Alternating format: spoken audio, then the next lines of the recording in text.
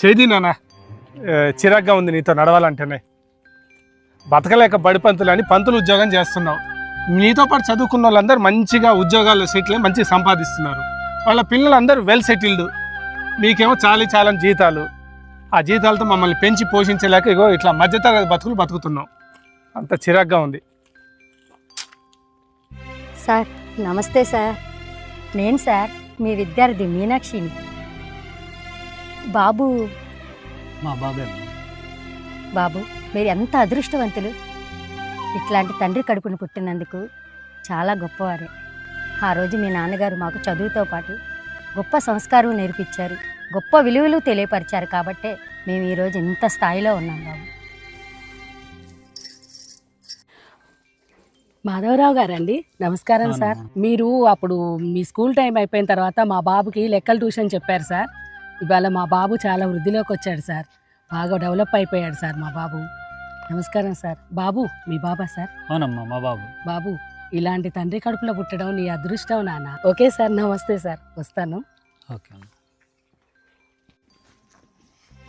నమస్తే సార్. ఈ నెల 8వ తారీఖున ప్రోగ్రామ్కి మీరు వస్తున్నారు కదా? ఎందుకు రాకుండా ఉంటారే? మాస్టర్ చేతుల మీదకి ఎన్నో వేల మంది విద్యార్థులను తీర్చిదిద్దిన సారు. పైగా ఆ సార్ దగ్గర చదువుకున్న ఒక విద్యార్థి కలెక్టర్ అయ్యాడు. మా మాస్టర్ వస్తే తప్ప నేను రాను అని అంటున్నాడు. సార్ మీరు తప్పకుండా రావాలి సార్. అలాగే. వెళ్ళొస్తాం. మాధవరావు బాగున్నావా? లలిత బాగున్నావా నువ్వు? ఏం బాగుంటాను. నేను పనిచేసే ఆఫీస్లో ఎవరో లంచం తీసుకున్నారంట. అదేదో నేను తీసుకున్నట్టు మా కాలనీ వాళ్ళందరూ వింతగా చూస్తున్నారు.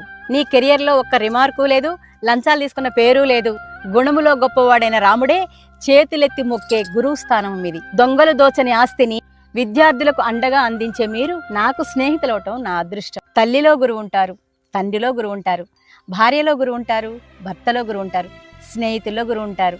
ఎందెందు చూసినా అందందు గురువు మీరే కదండి. అందుకే మీలాంటి గురువుల స్థానం తారాస్థాయి.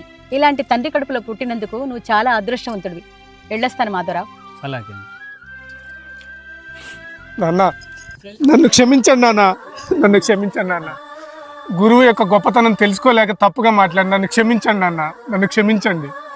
ఈ తప్పు నువ్వు తెలుసుకున్నావు కదా, వెళ్దాం పదా. నిజంగా గురువుల స్థాయి తారాస్థాయే. ఆ స్థాయిని చేరుకోవటం వారికే సొంతం. ఈ కథ చూసిన తర్వాత వెంటనే మీ గురువులకి ఫోన్ చేస్తే మేము చాలా ఆనందంగా ఫీల్ అవుతాం.